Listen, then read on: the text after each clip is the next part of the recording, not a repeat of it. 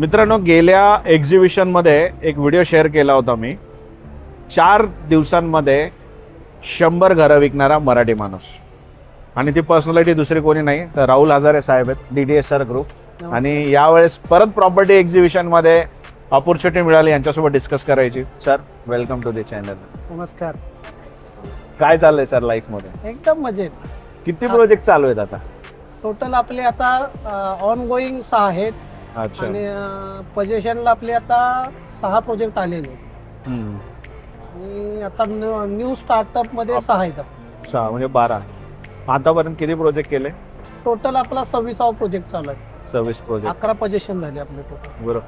तर तुमचं एकंदरीत एंटायर बघतो किंवा मी तुमचं एज जे मी कॅल्क्युलेट करतो त्याच्या हिशोबाने तुम्ही खूप कमी वयामध्ये भरपूर तरक्की केली, उन्नती केली, भरपूर प्रोजेक्ट केले.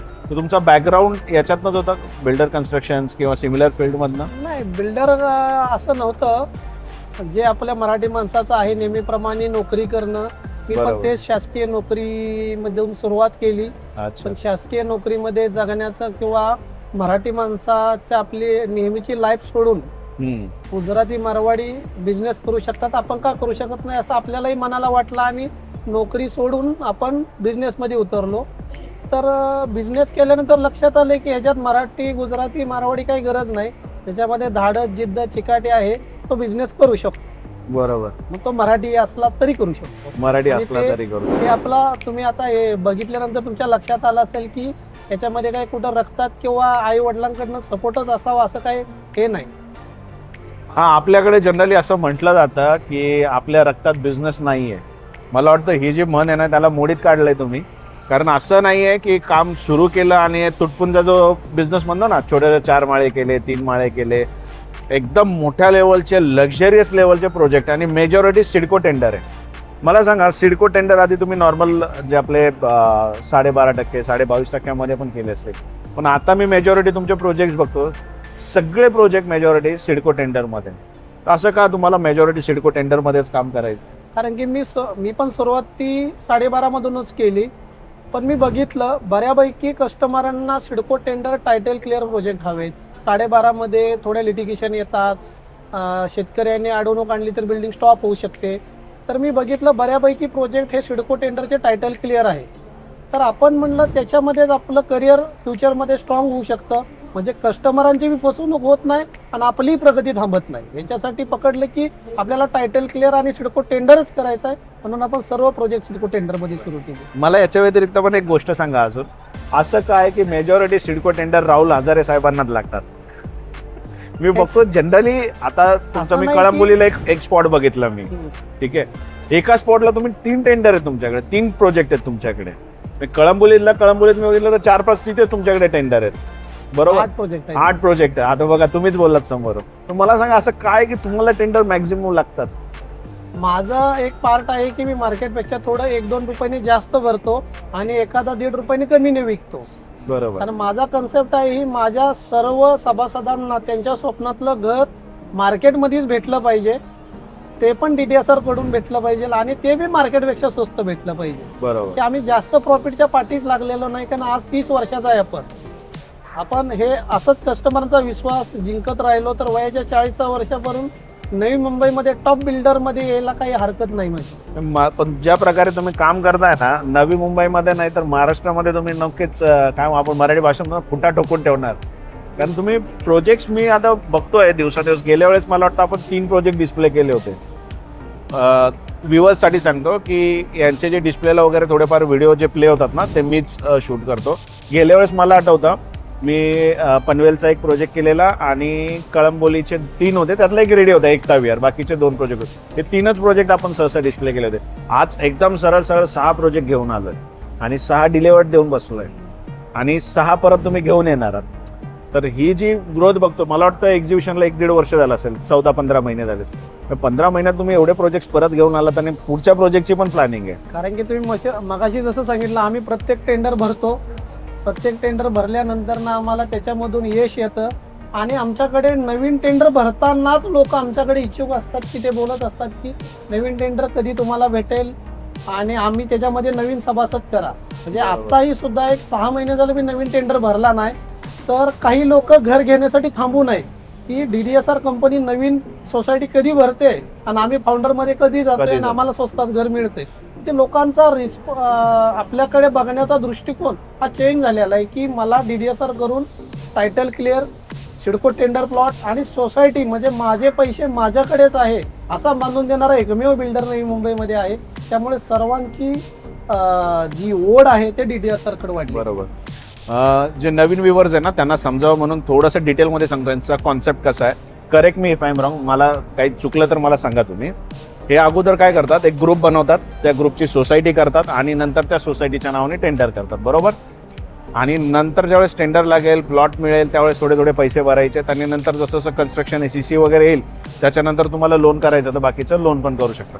त्याच्यामध्ये शाश्वती काय, तर शाश्वती आहे की जो प्लॉट डिलिव्हर्ड होतो ना तो सरकारकडनं होतो, गव्हर्नमेंट प्लॉट आहे. आणि अशा याच्यावर लिटिगेशन्सचे चान्सेसच नसतात कारण तो कोणी ओन केलेला नसतो, ते गव्हर्नमेंटची स्वतःची प्रॉपर्टी असते.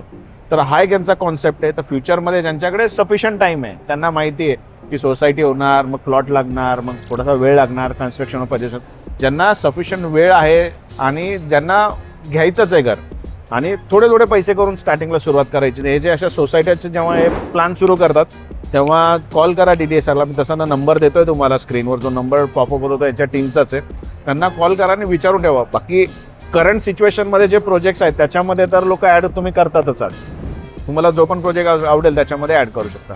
ठीक आहे, मला सांगा सर, आता तुम्ही बोलता बोलता वय सुद्धा सांगितलं. तुम्ही आता इथपर्यंत आला, तुमची जर्नी बघितली. तुम्ही स्वतःला पुढच्या 10 वर्षानंतर कुठल्या हाईटपर्यंत बघता स्वतःला?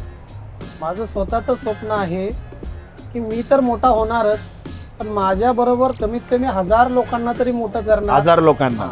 ही माझी पहिल्या दिवसापासून कन्सेप्ट आहे की याच्यासाठी आम्ही छोटे मोठे बिझनेस पण चालू केलेले आहेत की त्याच्यातून आपल्या लोकांना बिझनेस करण्यासाठी ओढलं जाईल. आता घाबरतो की बिझनेस करताना फंडसाठी, तर आम्ही काय केले, फंड आम्ही देतो, आम्हाला प्रॉफिट शेअरिंग करा. तर मी हे पण सुरुवात केलेली आहे की मी एक हात पुढं करतो, तुम्ही एक हात पुढे चाला. दोघांचे हात जर एकत्र आले तर नक्कीच येत्या 10 वर्षामध्ये DDSR, मी माझा ब्रँड तरी सोडणार नाही. कारण माझं DDSR हा ब्रँड फक्त पैसे नाहीये, तर आता मला हा ब्रँड महाराष्ट्रभर लोकांना पोहोचवायचा आहे. त्याच्यासाठी मी नक्कीच ह्याच्यामध्ये येत्या 10 वर्षामध्ये DDSRला महाराष्ट्र, नुसतं महाराष्ट्रच नाही तर इंडियाभर त्याला प्रसिद्ध करेल. बढिया बढिया. मला वाटतं हेच कारण आहे, जेव्हा जेव्हा मी तुमच्या साईटवर जातो शूट करायला, मला अक्षरशः मिस्त्रीपासून, कार्पेंटरपासून, कलरच्या टीमपर्यंत सगळे कॉन्ट्रॅक्टर्स आहेत ना मराठी भेटतात. मी शूट करायला गेलो, POP वाल्याशी बोललो तो मराठी, पेंटर तुमचा मराठी, मॅक्झिमम लोक मराठी. अजून मी तुमच्यासोबत एक गोष्ट शेअर करतो की मी मागे सहज रिसर्च करतो वेगवेगळ्या ब्रँडचं काय डिटेलिंग येते. तर यांनी स्नॅक सेंटर सुरू केलं होतं कळंबोलीला, बरोबर. मला नंतर हा प्रश्न पडला की एवढ्या मोठ्या बिल्डरनी हा म्हणजे कुठून थॉट आला की स्नॅक सेंटर सुरू करू. पण असं आहे, जसं बोलता बोलता आज मला ते गणित उलगडलं की असं का, तर ज्यांना खरंच बिझनेस करायचा आहे, जे खरंच होतकरू आहे, त्यांना फंडिंग देऊन त्यांच्या थ्रू तुम्ही तुमच्या ब्रँडिंगचं मग हे करता, प्रॉफिट शेअरिंगमध्ये चालू करता.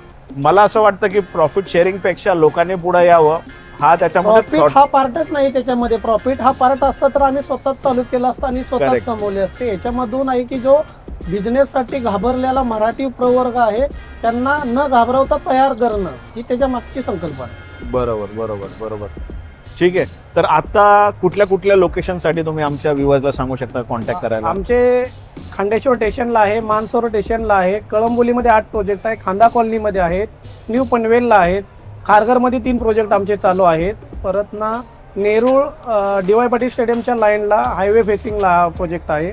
पाम बीचला आहे आमचा शिवूड LNT मॉलच्या समोर सेक्टर 40ला, आणि सानपाड्याला जुईनगर स्टेशनच्या बाजूला सेक्टर 24ला एक प्रोजेक्ट चालू आहे. म्हणजे तुम्हाला नवी मुंबईमध्ये जर बघायला गेलं तरी मॅच्युरिटी लोकेशन पूर्ण ऑल लोकेशनला आपल्याकडे प्रोजेक्ट आहे.